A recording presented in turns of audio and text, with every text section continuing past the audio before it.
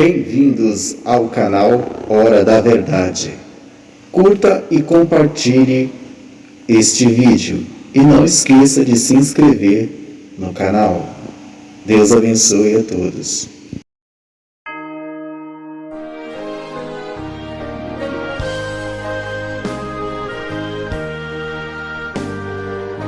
Jerônimo Savonarola, o precursor da Grande Reforma, 1452-1498.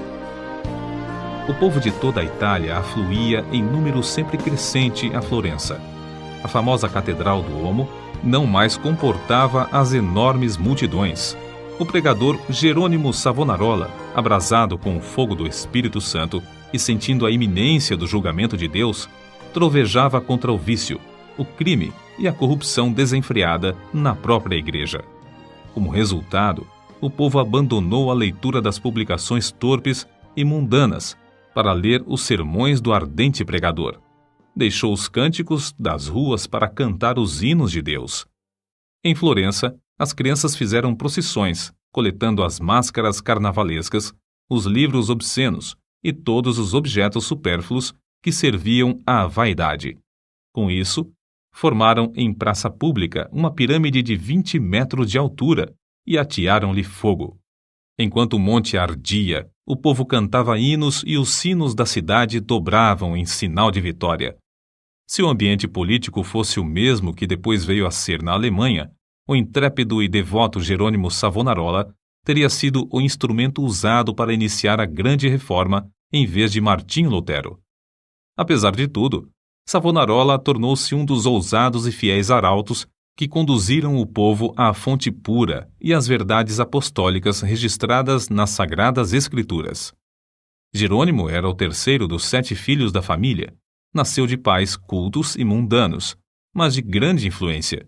Seu avô paterno era um famoso médico na corte do Duque de Ferrara, e os pais de Jerônimo planejavam que o filho ocupasse o lugar do avô. No colégio, era aluno esmerado, mas os estudos da filosofia de Platão e de Aristóteles deixaram-lhe a alma sequiosa. Foram, sem dúvida, os escritos de Tomás de Aquino que mais o influenciaram, a não ser as próprias escrituras, a entregar inteiramente o coração e a vida a Deus. Quando ainda menino, tinha o costume de orar, e ao crescer, o seu ardor em orar e jejuar aumentou. Passava horas seguidas em oração. A decadência da igreja, cheia de toda a qualidade de vício e pecado, e ainda o luxo e a ostentação dos ricos, em contraste com a profunda pobreza dos pobres, magoavam-lhe o coração. Passava muito tempo sozinho nos campos e à beira do rio Pó, em contemplação perante Deus, ora cantando, ora chorando, conforme os sentimentos que lhe ardiam no peito. Quando ainda jovem, Deus começou a falar-lhe em visões. A oração era a sua grande consolação. Os degraus do altar, onde se prostrava horas a fio, ficavam repetidamente molhados de suas lágrimas. Houve um tempo em que Jerônimo começou a namorar certa moça florentina. Mas quando ela mostrou quanto era desprezível que um membro de sua orgulhosa família Strozzi pudesse se unir a um Savonarola, Jerônimo abandonou para sempre a ideia de casar-se. Voltou a orar com crescente ardor. Enjoado do mundo, desapontado acerca dos seus próprios anelos, sem achar uma pessoa compassiva a quem pudesse pedir conselhos, e cansado de presenciar as injustiças e perversidades que o cercavam, coisas que não podia remediar, resolveu abraçar a vida monástica. Ao apresentar-se no convento, não pediu o privilégio de se tornar monge, mas rogou que o aceitassem para fazer os serviços mais vis, da cozinha, da horta e do mosteiro. Na vida do claustro, Savonarola passava ainda mais tempo em oração, jejum e contemplação perante Deus. Sobrepujava todos os outros monges em humildade, sinceridade e obediência, sendo apontado para lecionar filosofia, atividade que exerceu até sair do convento. Depois de passar 7 anos no mosteiro de Bolonha, Jerônimo foi para o convento de São Marcos em Florença. Grande foi o seu desapontamento ao ver que o povo florentino era tão depravado como os dos demais lugares. Até então ainda não reconhecia que somente a fé em Deus salva o pecador. Ao completar 1 ano no convento de São Marcos, foi apontado instrutor dos noviciados e, por fim, designado pregador do mosteiro. Apesar de ter ao seu dispor uma excelente biblioteca, Savonarola utilizava-se mais e mais da Bíblia como seu livro de instrução. Sentia cada vez mais o terror e a vingança do dia do Senhor que se aproxima e, às vezes, entregava-se a trovejar do púlpito contra a impiedade do povo. Eram tão poucos os que assistiam às suas pregações que Savonarola resolveu dedicar-se inteiramente à instrução dos noviciados. Contudo, como Moisés, não podia escapar à chamada de Deus. Certo dia, ao dirigir-se a uma feira, teve repentinamente uma visão dos céus abertos por onde passavam, perante seus olhos, todas as calamidades que sobrevirão à igreja. Então, lhe pareceu ouvir uma voz do céu ordenando-lhe anunciar aquelas coisas ao povo. Convicto de que a visão era do Senhor, começou novamente a pregar com voz de trovão. Sob a nova unção do Espírito Santo, a sua condenação ao pecado era feita com tanto ímpeto que muitos dos ouvintes, ao fim da prédica, saíam andando atordoados, sem falar, nas ruas. Era coisa comum, durante seus sermões, homens e mulheres de todas as idades e de todas as classes romperem em veemente choro. O ardor de Savonarola na oração aumentava dia após dia, e sua fé crescia na mesma proporção. Frequentemente, ao orar, caía em êxtase. Certa vez, enquanto sentado no púlpito, sobreveio-lhe uma visão durante a qual ficou imóvel por 5 horas. Nesse período, todos os presentes à igreja contemplaram o rosto do pregador brilhando.